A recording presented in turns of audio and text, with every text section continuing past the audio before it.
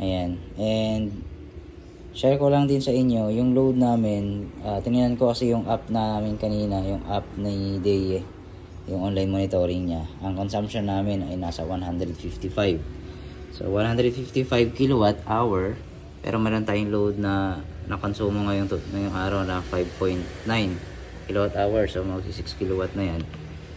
So isarado na lang natin yung 150. So ito guys ang computation, no, para ma-visualize nyo kung gaano kalaki natitipid namin sa solar. So 150 kilowatt hour. Ayan, so divide natin siya sa 8 days na lang. Kasi pang 8 days pa, pang 9 days pa lang ngayon eh. So hindi natin isama yung ngayong araw. 8 days lang muna.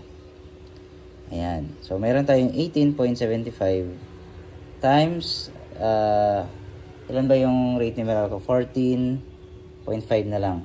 Ayan. Pinakababa na yan guys. 271.875. So, makikita nyo dyan, i-multiply mo yun ngayon sa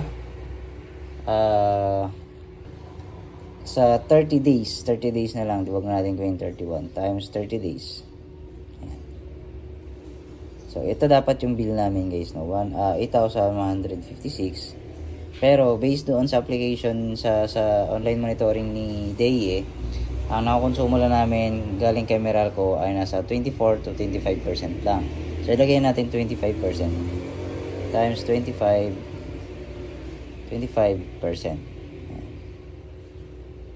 So yan lang guys yung nababayaran namin. Which is tama naman kasi ang bill na namin ngayon sa Meralco halos ganyan lang din.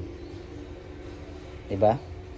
So imagine mo nakakatipid ka ng 6,000 sa isang buwan. So ilagay na natin 6,000. So for example, nagpa-install ka ng ganitong setup, no? Lagay natin 200k. Ayan, 200k.